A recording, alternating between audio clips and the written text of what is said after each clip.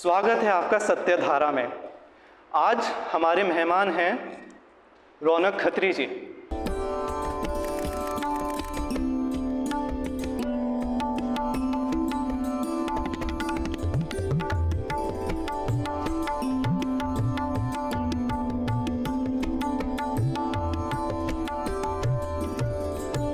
तो भैया आप कुछ कहना चाहेंगे?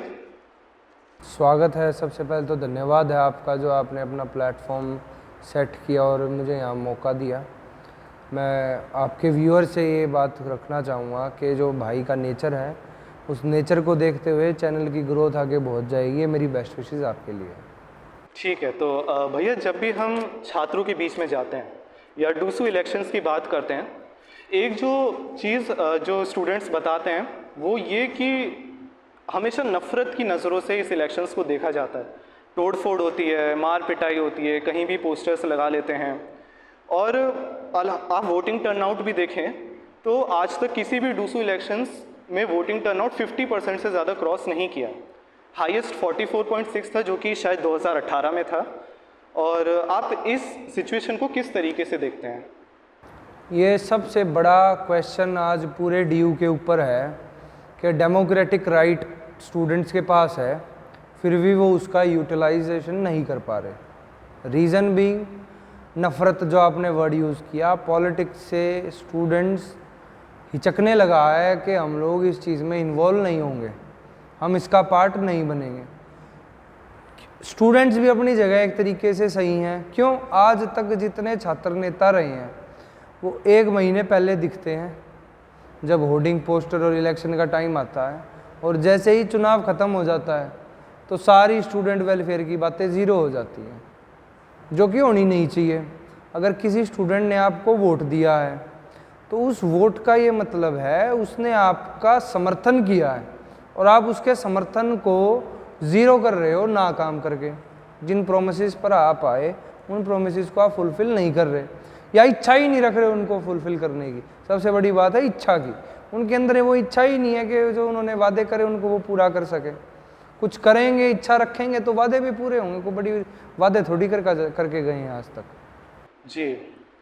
और जब हम कास्ट वगैरह की बातें करते हैं, जातिवादी की बातें करते हैं, तो कंट्री में जो इलेक्शंस होते हैं, चाहे वो जनरल इलेक्शंस हों, किसी भी स्टेट के लेजिस्लेटिव असेंबली इलेक्शंस हों, उसमें कास्ट का एक बहुत ही इंपॉर्टेंट रोल होता है। और हम लोग ये एक्सपेक्ट करते हैं कि यूनिवर्सिटी इलेक्शंस में दिल्ली यूनिवर्सिटी, जो कि इंडिया के top 10 one of the best universities में आता है, हम लोग ये एक्सपेक्ट करते हैं कि इसमें एटलीस्ट कास्ट तो नहीं होगा, चाहे कुछ होगा, या जातिवाद का इसमें कोई बड़ा रोल नहीं होगा। लेकिन जब हम डीप इसे देखते हैं, फिर चाहे वो टिकट देना हो या अपनी बातों को, जातियों को मन में याद रखना हो, तो कास्ट यहाँ पे बहुत इंपॉर्टेंट रोल प्ले करती है। तो क्या ये सही है? पहली चीज़। दूसरी चीज़, अगर ये सही नहीं है तो इसे किस तरीके से ख़त्म किया जा सकता है, या कास्ट का डूसू इलेक्शंस में क्या रोल है? देखो, कास्ट को जो मैं आज तक समझता आया हूँ, मेरे लिए अगर कास्ट बेस्ड पॉलिटिक्स हो रही है तो वो सोसाइटी के लिए एक बहुत बड़ा लूप होल है। रीज़न बीइंग, किसी एक कास्ट का बंदा आकर इलेक्शन लड़ जाएगा, वो जीत जाएगा, वो दूसरी कास्ट की तरफ ध्यान नहीं देगा जो माइनॉरिटी क्लासेस हैं। पहली चीज़। दूसरी चीज़, अगर हम कास्ट बेस्ड पॉलिटिक्स की बात करें कि डीयू के अंदर ऐसा चलन है या नहीं है, तो कास्ट बेस्ड पॉलिटिक्स से मैं ये देखता आया हूँ आज तक इतिहास में, अगर इशू बेस्ड पॉलिटिक्स किसी ने की हो, चाहे वो बनिया कम्युनिटी से हो, या वो जाट से हो, या वो गुज्जर से हो, या ठाकुर, किसी भी कम्युनिटी से हो, वो बंदा कभी पीछे नहीं हटा। एक छोटे कस्बे का भी आदमी आकर डीयू के अंदर, किसी छोटे शहर का, किसी छोटे गांव का आदमी डीयू के अंदर आकर, अगर इश्यूज़ के इतने ज़्यादा ज़रूरी हैं कि वो सारी सोसाइटी को एक कर ले, तो वो कर सकता है। करने वाला चाहिए, जो इंटेंशन है एक करने की सबको, किसी एक इशू के ऊपर। अगर मान लो मैं माइनॉरिटी कम्युनिटी से हूँ, सपोज़ करो मैं मुस्लिम कम्युनिटी से हूँ, मुस्लिम कम्युनिटी से होने के बाद अगर मैंने एजेंडा उठाया कि मार्किंग स्कीम डीयू के अंदर लॉन्च होनी चाहिए, जो पेपर का कैटेगराइजेशन करे कि किसके कम मार्क्स हैं, किसके ज़्यादा मार्क्स हैं, वो एक मार्किंग स्कीम की लड़ाई लड़े, तो हो सकता है उसके पीछे पूरा जन सैलाब हर कम्युनिटी का जुड़ जाए, क्योंकि ये तो कॉमन प्रॉब्लम है। तो अगर कॉमन प्रॉब्लम के ऊपर यहाँ राजनीति होगी तो कास्ट बेस्ड पॉलिटिक्स खत्म हो जाएगी, ये मेरा मानना है। अच्छा, ठीक है। और जब अभी इलेक्शंस, अभी तो फ़िलहाल 27 तारीख को इलेक्शंस हैं, 17 को नॉमिनेशन है। ये वीडियो बोलना जो 27 को इलेक्शन है, 17 को नॉमिनेशन है, ये स्टूडेंट पे भी मैसेज आएगा, 19 को नॉमिनेशन है। अब ये दोबारा बोलना, ये रिकॉर्ड करेगा एक बार। ठीक है। तो दर्शकों, आप जानते हैं, और हालांकि हमेशा से वोटिंग टर्नआउट एक मेन इशू रहा है। हम चाहते हैं ज़्यादा से ज़्यादा स्टूडेंट्स इसमें पार्टिसिपेट करें, आकर के वोट दें। तो उनके लिए ये जानना बहुत ज़रूरी है कि वो एक इसका जो पूरा इलेक्शन का कैलेंडर आता है वो उस पर अपनी नज़र रखें, ध्यान रखें, उन्हें पता हो उनके कैंडिडेट्स कौन हैं। बेसिकली यही हमारा मकसद है इस साल का, कि एटलीस्ट आपको पता हो कि आपके कैंडिडेट्स कौन हैं। सर, हमने जो एक सर्वे किया था इलेक्शंस के करीब 2-2.5 महीना पहले, कि उन लोगों से जो अभी फ़िलहाल सेकेंड ईयर में आए हैं, उनसे हमने पूछा था कि जब आप फर्स्ट ईयर में थे आपको अपने कैंडिडेट्स पता थे, या आपको ये भी पता था कि इलेक्शंस कब होने वाले हैं, कैसे होने वाले हैं।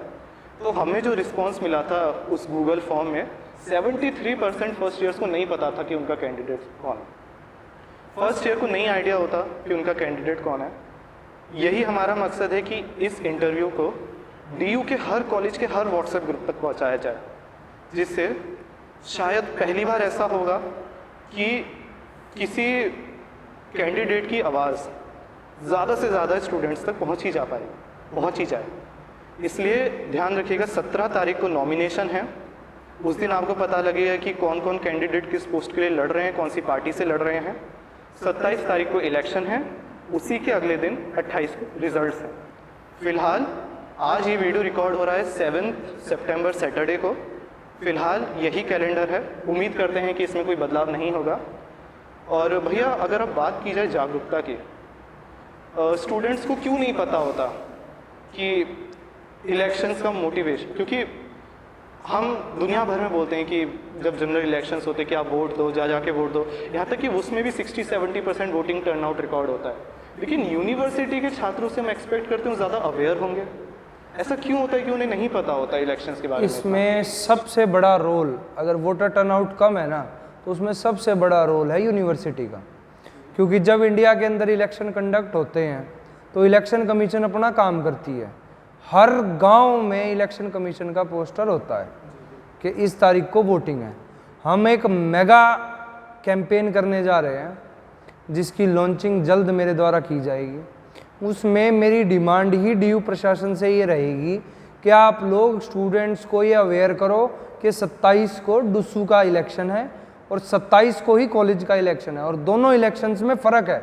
एक कॉलेज यूनियन चुन रहा है, एक पूरे डुस्सू की यूनियन चुन रहा है जो पूरे दिल्ली यूनिवर्सिटी के स्टूडेंट यूनियन स्टूडेंट्स को रिप्रेजेंट करेगा। तो उसको कैंपेन को बढ़ावा देने के लिए मेरी तरफ से प्रयास रहेंगे, और जल्द ही उस कैंपेन की मैं शुरुआत करूंगा ताकि हम वोटिंग परसेंटेज DU के अंदर बढ़ा सके।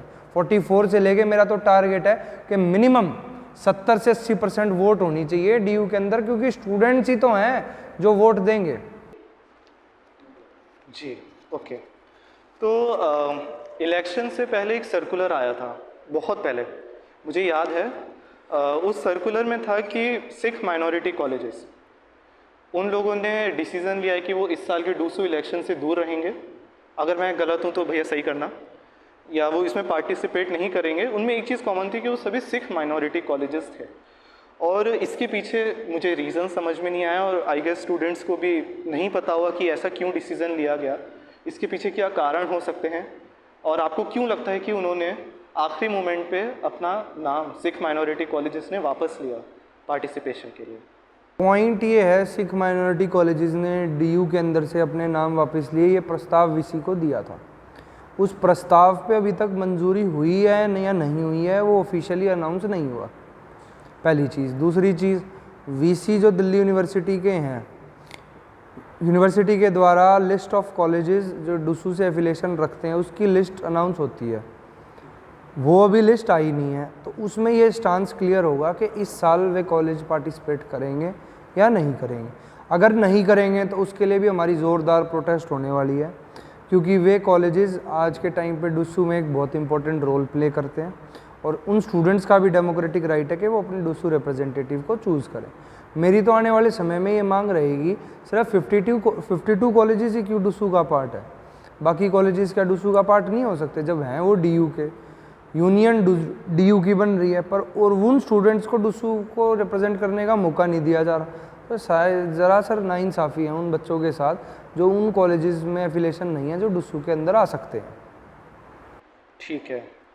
और भैया आपने कब सोचा था कि आपको पॉलिटिक्स में जाना है, स्टूडेंट पॉलिटिक्स में जाना है बेसिकली, और आपके एज ए स्टूडेंट क्या क्या एक्सपीरियंस थे? अगर आप अपने जब आप अंडर ग्रेजुएट थे, अगर आप उस टाइम को याद कर पाएँ कि जब आप ग्रेजुएशन कर रहे थे तब आपके क्या क्या एक्सपीरियंसेस थे, तो उस टाइम के जो लीडर्स थे आप उनमें ऐसा क्या देखते थे, आपको ऐसा क्यों लगा कि आपको पॉलिटिक्स में जाना चाहिए? हमने पॉलिटिक्स को नहीं चुना पॉलिटिक्स ने हमें चुना है। रीज़न क्या है, समस्याएं इतनी हैं और समाधान करने वाला एक आदमी नहीं पूरे डीयू के अंदर, समस्या खत्म नहीं होती है, एक के बाद एक समस्या है डीयू के अंदर, और समाधान करने की बात आएगी तो एक छात्र नेता आपको नहीं दिखेगा वहाँ पे। तो मैंने पॉलिटिक्स को चूज़ नहीं किया, पॉलिटिक्स ने हमें चूज़ किया है। हमने प्रॉब्लम फेस करी और हमने उसका सोल्यूशन ढूंढा, तब ये चीज़ समझ में आई कि भाई अगर मैं भी आवाज़ नहीं उठाऊंगा तो डीयू के अंदर कभी भी प्रॉब्लम बेस्ड पॉलिटिक्स हो ही नहीं सकती। यहाँ हमेशा गुंडागर्दी, दादागिरी, हवाबाजी, इसका चुनाव रह गया था जिसको हमने बदलना और हम बदल के रहेंगे। अब की बार डीयू के अंदर इतिहास बदलने जा रहा है, स्टूडेंट सेंट्रिक्स मुद्दों पर वोटिंग होगी और भारी बहुमत से NSUI और हम लोग जीतने जा रहे हैं। ठीक है। अब भैया जो मेन इशू आ रहा है, जब मैं as a first year college आया था मैंने एक चीज़ देखी थी कि कैंपेन के दौरान पेपर्स ऐसे सड़कों पे पड़े हुए हैं, पोस्टर, और वो सभी के लगे हैं, ऐसी कोई बात नहीं कि किसी एक ने ही ऐसा किया हो, सभी के लगे हैं। गाड़ियों से ऐसे ऊपर जा रहे हैं, मतलब ट्रैफिक जाम लग रहा है, बहुत स्टूडेंट्स को दिक्कतें हो रही हैं। लिंटन कमेटी की रिपोर्ट के बाद भी ये चीज़ें हो रही है, और इसमें ना जो लोग होते हैं वो अपना स्पेलिंग मिस्टेक मतलब जानबूझ के स्पेलिंग अपनी दूसरी लिखते हैं जिससे कि केस ना किया जा सके उन पर, है ना। जैसे नाम के एंड में डबल H लगा देंगे, बीच में डबल Y लगा देंगे, जिससे उनके पास कहने के लिए हो कि ये तो हमारा नाम नहीं है, हमने नहीं किया। इसे आप किस तरीके से देखते हैं, क्योंकि वही सेम चीज़ तो इस साल भी हो रही है? मेरी आने वाले समय के अंदर ये मांग रहेगी कि डीयू के अंदर जितने कैंपेन्स हैं, एक तो कैंपेन हो डिजिटल, सब फ़ोन चलाते हैं, फ़ोन चलाने के बाद सब व्हाट्सएप ग्रुप्स में हैं किसी ना किसी कॉलेज के। दूसरी चीज़, क्लास टू क्लास कैंपेन की अपॉर्चुनिटी हर कैंडिडेट के पास है। होर्डिंग पोस्टर तो वो आज के टाइम पे मोमेंटम बन चुका है कि जिसके पास पैसा ज़्यादा उसके होर्डिंग ज़्यादा, या जिसके पास प्रचार नहीं, जिसके पास अपना दम नहीं, वो अपना दम दिखाने की कोशिश करता है होर्डिंग के थ्रू। भाई अगर मैं कमज़ोर कैंडिडेचर हूँ या मैं आज ही 1 महीने पहले यूनिवर्सिटी के अंदर आया हूँ तो मैं क्या करूँगा, मैं यूनिवर्सिटी में होर्डिंग लगा दूँगा जिससे मेरी अवेयरनेस हो जाए, पर उससे अवेयरनेस नहीं होती। अभी हाल ही में 1 हफ्ते पहले मैं अपने फ्लैट की सीढ़ियों पर ऊपर जाने लगा और वहाँ मैं पूछने लगा, एक KMC का ही स्टूडेंट था आपके कॉलेज का, मैं पूछता ये रौनक खत्री कौन है? ले रौनक खत्री हैं, उन्होंने अच्छे कैंपेन करे हैं पानी ऐसी की समस्या को लेकर, और मगा जो ये बाकी कैंडिडेट्स हैं इतने होर्डिंग पोस्टर लग रहे हैं और रौनक खत्री का तो एक भी होर्डिंग पोस्टर नहीं है, और बाकी कैंडिडेट्स ने ठोक रखी है पूरी यूनिवर्सिटी। आज से 10 दिन पहले की बात मैं आपको बता रहा हूँ। तो उसने कहा इनसे क्या होता है, मतलब मैंने उससे नाम पूछा कि आप नाम बताओ कि भाई किसी कैंडिडेट का आपको नाम याद हुआ हो। बोला जी मेरे को याद नहीं हुआ नाम, ना मैं ध्यान देता उन चीज़ों के ऊपर, अगर ध्यान भी दिया तो वो नाम दिमाग से उतर गया, तो मैं फिर वोट किसको देंगे? निकला अगर रौनक खत्री इलेक्शन लड़ेंगे तो हम रौनक खत्री की वोट देंगे। फिर जो मेरे साथ वाला था उसने इस बात को बताया कि यही रौनक खत्री है, तब उसको समझ आया कि वो मेरे से बात कर रहा है। तो स्टूडेंट्स आज के टाइम पे इतने अवेयर हैं, जब मुझे अंदर की अपनी ताकत का अंदाज़ा हुआ कि मेरे साथ वो साथी हैं जो मुझे बाय फेस नहीं जानते, मेरे काम के नाम पर मेरे साथ हैं, और वही मेरी असली ताकत है जो डुस्सू के अंदर अब की बार इतिहास को बदलेंगे। क्योंकि उन स्टूडेंट्स को पॉलिटिक्स से मतलब नहीं है, उन स्टूडेंट्स को मुद्दों से मतलब है। उन स्टूडेंट को उनकी प्रॉब्लम का सोल्यूशन होना चाहिए, उनसे मतलब है। होर्डिंग पोस्टर तो ये कैंडिडेट्स अपना पैसा वेस्ट करते हैं, अपने पिताजी का, अपने माँ बाप का पैसा वेस्ट करते हैं और यूनिवर्सिटी में माहौल जीरो करके ये लोग चले जाते हैं। पर अगले साल अगर दिल्ली यूनिवर्सिटी के छात्र छात्राओं ने मौका दिया तो 110% आज आपके चैनल के माध्यम से बता के जा रहा हूँ, मैं इनको बंद कराने की लड़ाई लड़ूंगा कि ये कल्चर जो है ये बंद हो। क्योंकि लिंगडो कमेटी के अनुसार 5,000 रुपये की लिमिट है और उस 5,000 की लिमिट में उसने सारा कैंपेन करना है। और ये एक स्टूडेंट पॉलिटिक्स है, ये MP MLA का इलेक्शन नहीं है जहाँ पर प्रचार ज़्यादा होगा या जहाँ सैलरी मिलेगी जीतने के बाद। ये स्टूडेंट पॉलिटिक्स है जहाँ सिर्फ आपको एक ऑफिस मिलेगा, ऑफिस मिलने के बाद आप स्टूडेंट्स की प्रॉब्लम सुनोगे और उसका समाधान कराओगे। यहाँ प्रचार के लिए आपको पैसे खर्च करने की ज़रूरत नहीं होनी चाहिए, ये मेरा मानना है।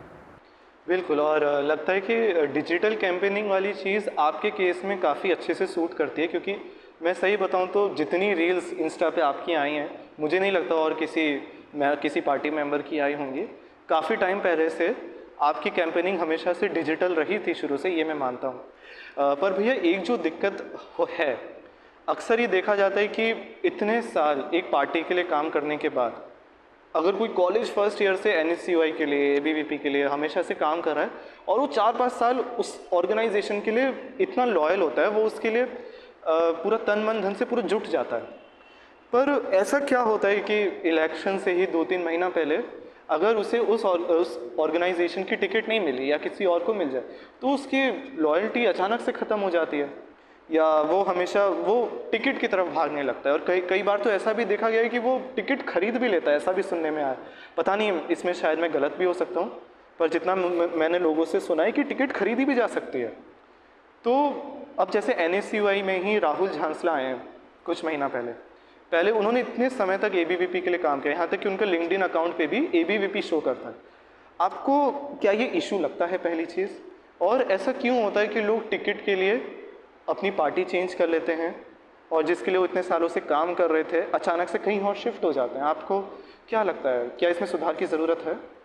देखो, जो जितने संगठन DU के अंदर है, चाहे उसमें NSCUI हुई चाहे उसमें ABVP हुई, सबसे पहली लड़ाई होनी चाहिए विचारधारा की। विचारधारा कैसी? जो बदलाव की विचारधारा रखती हो, जो सिर्फ बातों तक सीमित ना हो। तो मैंने ये पर्सनली ऑब्जर्व किया है, ABVP के अंदर कैंडिडेट्स को लिबर्टी है ही नहीं, फ्रीडम ही नहीं है उनको। अगर मैं उनको कह दूं कि मैं आप मेरे कैंपेन में आ जाओ, मेरे कैंपेन में अगर मैं ट्री प्लांटेशन की ड्राइव कर रहा हूं और मैं ये कह रहा हूं कि ABVP के किसी मेंबर को, जो मेरा अच्छा दोस्त है, कि आप आ जाओ, तो वो डरता है पहले तो कि मेरी फ़ोटो संगठन में चली जाएगी और मेरी फ़ोटो संगठन में जाने के बाद मुझे संगठन में इसके लिए पनिशमेंट, इसके लिए दंड मिलेगा। तो ये तो सरासर गलत है। आप पार्टी की वजह से भाईचारे को ख़त्म करवा रहे हो। आप एक दल के ऊपर या किसी अन्य दल के 2 दोस्त हो सकते हैं जो साथ बैठ के खाना खा सकते हैं, क्या वो फ़ोटो नहीं डाल सकते साथ बैठ के? क्या मतलब इतनी दलगत राजनीति DU के अंदर प्रवेश कर चुकी है कि ABVP और NSCUI के आदमी साथ बैठ के खाना नहीं खा सकते, और खा लिया तो उसकी फ़ोटो शेयर नहीं कर सकते? भैया, हम नॉर्मल 2 दोस्त भी तो बैठ के फ़ोटो शेयर कर सकते हैं, तो वो क्यों नहीं कर सकते? पहला क्वेश्चन तो मेरा ABVP से कि भाई आप कैंडिडेट्स को फ्रीडम क्यों नहीं देते हो? फ्रीडम भाईचारे बनाने की। तो दूसरी चीज़, अब NSCUI पर आते हैं। NSCUI के अंदर आज तक जितनी फ्रीडम मुझे मिली है या अदर कैंडिडेट्स को मिली है, किसी को भी नहीं मिली। जो मैं अपना कैंपेन कर रहा हूँ, मेरे को फुल फ्रीडम है। NSCUI के लिए जो मैं कर रहा हूँ उसके लिए मेरे को फ्रीडम है। अब जो मैंने मटका प्रोटेस्ट की उसके लिए मुझे फ्रीडम थी। ABVP के अंदर आप एक स्टूडेंट लीडर दिखा दो ABVP का जो खुद के दम पर, खुद के नाम पर कुछ इशू बेस्ड पॉलिटिक्स कर दे, तो उसको परमिशन ही नहीं देते ये लोग। करे तो आदमी जब उसको फ्रीडम मिले। तो ऐसे संगठन समाज के विकास के लिए बहुत ही ज़्यादा खतरनाक हैं। खतरनाक वर्ड मैं इसलिए यूज़ कर रहा हूँ क्योंकि डेवलपमेंट होगी नहीं तो वो समाज के लिए खतरा ही है। भाई, अगर डेवलपमेंट हो जाए तो वो विकासशील से विकसित देश की तरफ भारत बढ़ जाए, पर ये बढ़ने नहीं देते हैं। अगर मैं कुछ चीज़ें करना चाहूँ, बीइंग NSCUI मेंबर, मेरे को फुल फ्रीडम है।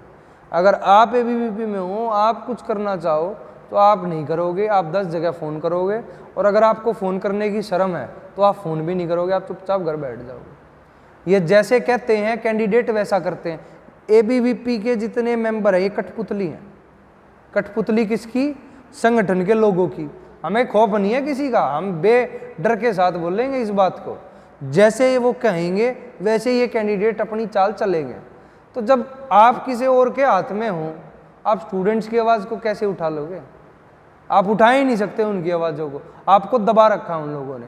तो ऐसे संगठनों से बाहर आकर विकास पे और मुद्दों पर आपने उतरना पड़ेगा, जब ही डीयू बदल सकता है, वरना डीयू नहीं बदल सकता।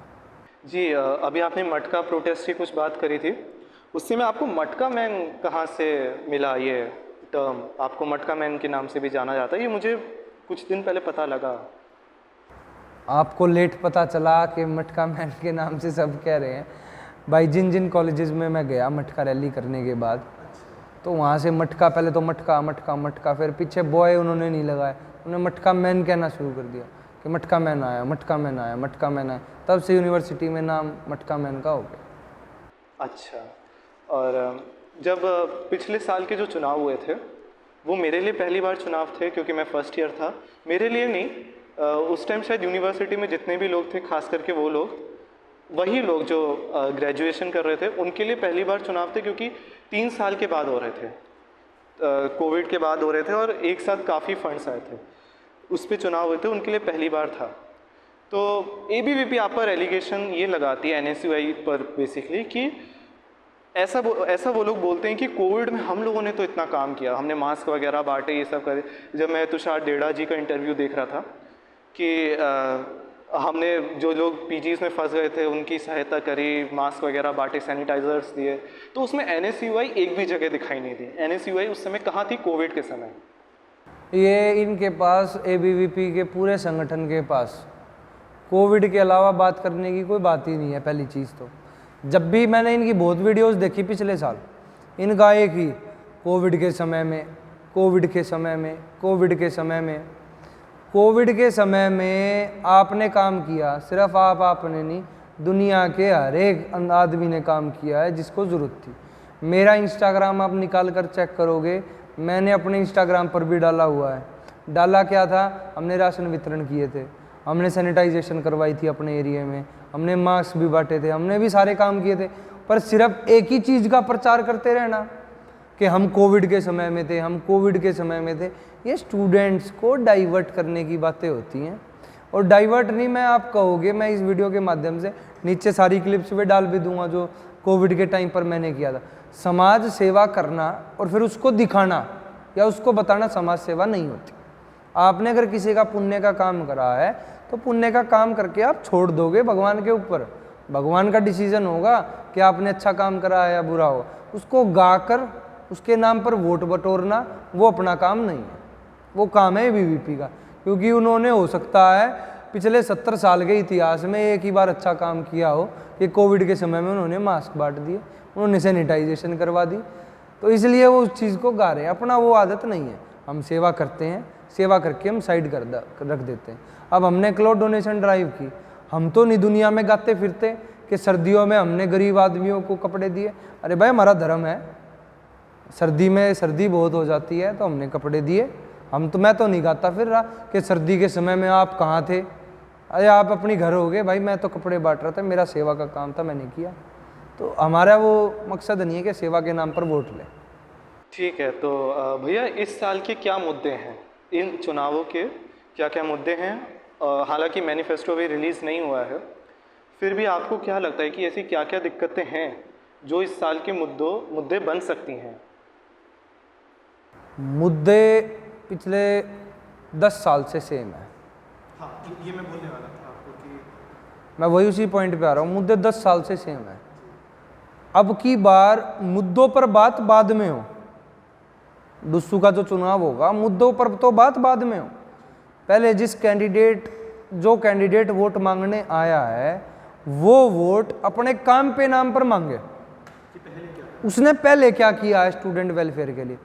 मैनिफेस्टो में जो मुद्दे हैं वो मुद्दे हैं काम करने के, कि हम ये काम इन फ्यूचर करेंगे। वोट जो स्टूडेंट्स को अब की बार देनी है वो देनी है सिर्फ और सिर्फ पिछले काम के ऊपर, कि जिस कैंडिडेट को एक स्टूडेंट वोट देने जा रहा है क्या वो उस वोट के लिए डिजर्विंग है या नहीं। वो डिसीजन उसका अपना होगा वोटर का। मैनिफेस्टो एबीवीपी का पिछले 10 साल से एक ही मैनिफेस्टो है। Metro concession pass, hostel facility, university special bus service, मैं गिन के बता सकता हूँ, वुमेन सेफ्टी, वाईफाई, ये सारे जो समस्याएं हैं ये मैनिफेस्टो में ये लोग डालते हैं। अब वुमेन सेफ्टी की बात पर आ जाता हूँ। अपराजिता दीदी इनकी बहुत बड़ी स्टूडेंट लीडर हैं एबीवीपी ऑर्गेनाइजेशन की। उनके ऑफिस के बाहर ही सीसीटीवी कैमरा नहीं है। 6 महीने पहले उन्होंने एप्लीकेशन दी थी और ये बात कही थी कि हमने एप्लीकेशन वीसी सर को दी कि हमारे ऑफिस के बाहर सीसीटीवी लगाया जाए। अभी तक नहीं है? अभी तक नहीं लगा। उन्होंने इस बात को इंटरव्यू में कहा है, वो वीडियो भी मैं आपके साथ शेयर करूँगा कि हमने 6 महीने पहले एप्लीकेशन दी और टेंडर पास हुआ नहीं हुआ हमें नहीं पता और इसलिए सीसीटीवी नहीं लग पाए। अगर एक डूसू रिप्रेजेंटेटिव अपने ऑफिस के बाहर ही सीसीटीवी नहीं लगवा पा रहा तो वो किस नाम का डूसू रिप्रेजेंटेटिव है भाई? स्टूडेंट की तो वेलफेयर की बात जब करेगा तो आप क्यों मैनिफेस्टो में वुमेन सेफ्टी की बात करते हो?